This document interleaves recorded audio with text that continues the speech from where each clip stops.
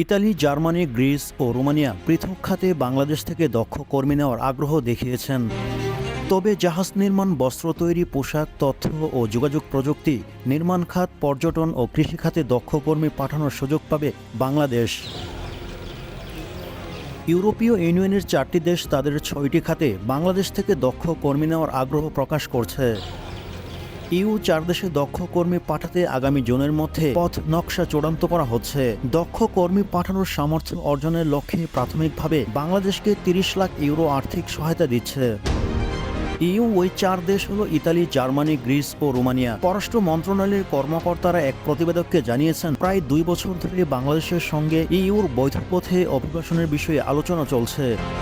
গত 4 ও 5 মার্চ ব্রাসেলে এ নিয়ে আলোচনা করছে দুই পক্ষ। আগামী জুনের মধ্যে এ বিষয়ে পথ নকশা চূড়ান্ত করার কথা হয়।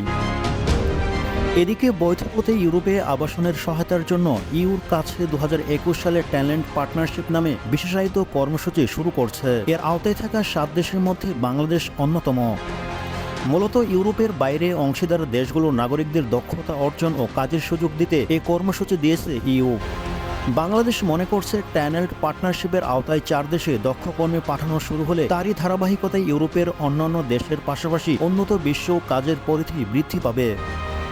পররাষ্ট্র মন্ত্রণালয়ের কর্মকর্তারা জানায়, ইতালি, জার্মানি, গ্রিস ও রোমানিয়া পৃথক খাতে বাংলাদেশ থেকে কর্মী নেওয়ার আগ্রহ দেখিয়েছেন। তবে জাহাজ নির্মাণ, বস্ত্র তৈরি, পোশাক, তথ্য ও যোগাযোগ প্রযুক্তি, নির্মাণ খাত, পর্যটন ও কৃষি প্রাথমিকভাবে এ 6 খাতে দক্ষ কর্মী পাঠানোর সুযোগ পাবে বাংলাদেশ। এখন বাংলাদেশ থেকে কোন প্রক্রিয়ায় লোক পাঠানো হবে তা নিয়ে ইউর সঙ্গে আলোচনা চলছে।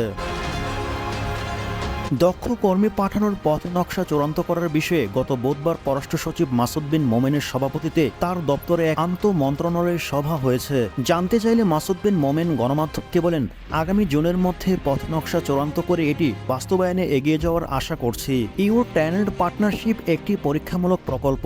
এটি ঠিকভাবে বাস্তবায়ন করা গেলে ইউরোপের আরও অনেক দেশ বাংলাদেশ থেকে কর্মী নেওয়ার আগ্রহ দেখাবে। বাংলাদেশ থেকে দক্ষ কর্মী নেওয়ার ক্ষেত্রে প্রতিটি দেশের চাহিদা আলাদা। পররাষ্ট্র মন্ত্রণালয়ের একজন জ্যেষ্ঠ কর্মকর্তা জানান, ইতালি তৈরি পোশাক ও জাহাজ নির্মাণ শিল্পের জন্য বাংলাদেশে কর্মী নিতে চাই। জার্মানি চাইছে পর্যটন ও তথ্য প্রযুক্তি খাতে কর্মী। রোমানিয়ার চাহিদা নির্মাণ শিল্পে দক্ষ কর্মী। আর গ্রিস চাই বাংলাদেশের কৃষি খাতে দক্ষ কর্মী। এদিকে 4 দেশে দক্ষ কর্মী পাঠানোর যে পথ নকশা তৈরি হচ্ছে, তাতে ওই দেশগুলোর চাহিদা অনুযায়ী 6 খাতে দক্ষতা বৃদ্ধির বিষয়টি রয়েছে। আগ্রহী কর্মীদের ডেটাবেস তৈরি, প্রশিক্ষণ দেওয়ার জন্য প্রাতিষ্ঠানিক সক্ষমতা বৃদ্ধি, প্রশিক্ষণের বিষয় নির্ধারণ, প্রশিক্ষণের পরে সনদ প্রদান। ইতালিতে যেতে হলে ভাষার পাশাপাশি সেখানকার জীবনচার সম্পর্কে গ্রিসের ভাষার উপরে প্রশিক্ষণের বিষয়গুলো রয়েছে। ইউরোপ থেকে কাজ শেষে কর্মীরা দেশে ফিরে এলে তাদের সমাজে আত্মীয়করণ সহ বিভিন্ন বিষয় উল্লেখ থাকবে পথ নকশায়। কোন প্রক্রিয়ায় কর্মী পাঠানো হবে তা নিয়ে ইউর সঙ্গে আলোচনা চলছে। কারণ অতীতে বৈধ পথে কর্মী না পাঠানো, মানব পাচারকারীদের মাধ্যমে অবৈধ প্রক্রিয়ায় ইউরোপে যাওয়া আর কর্মীরা প্রতারিত হওয়া সহ নানা অভিযোগ রয়েছে। এখন কোন প্রক্রিয়ায় কর্মী যাবে এটি দ্রুত সুরাহা করতে চায় দুটি পক্ষই।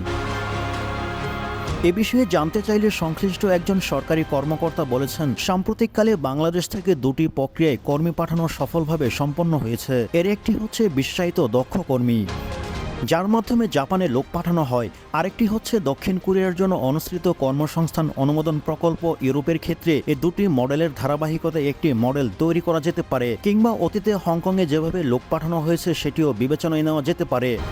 তবে ইউরোপে যে প্রক্রিয়াতে কর্মী পাঠানো হোক না কেন, নিয়োগের নিয়ন্ত্রণ ইউরোপের হাতেই থাকবে।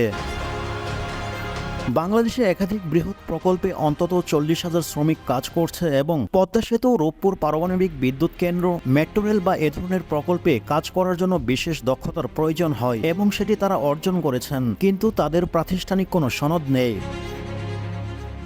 অন্যদিকে পররাষ্ট্র মন্ত্রণালয়ের একজন জ্যেষ্ঠ কর্মকর্তা বলেন, বিশেষভাবে দক্ষ ওই শ্রমিকদের বিভিন্ন দেশে কাজের সুযোগ রয়েছে, কিন্তু সনদ না থাকায় তাদের চাকরির বাজার খুবই সীমিত। ইউরোপের সঙ্গে আলোচনায় বৃহৎ প্রকল্পে কাজ করার অভিজ্ঞতা সম্পন্ন শ্রমিকদের কাজের স্বীকৃতি বিষয়টি তুলে ধরা হয়। ওই শ্রমিকদের কোনো সনদ না থাকায় সেটি যেন তাদের চাকরি পাওয়ার ক্ষেত্রে বাধা না হয়ে দাঁড়ায়, সে বিষয়ে বাংলাদেশ ইউর কাছে সম্প্রতি অনুরোধ জানিয়েছেন।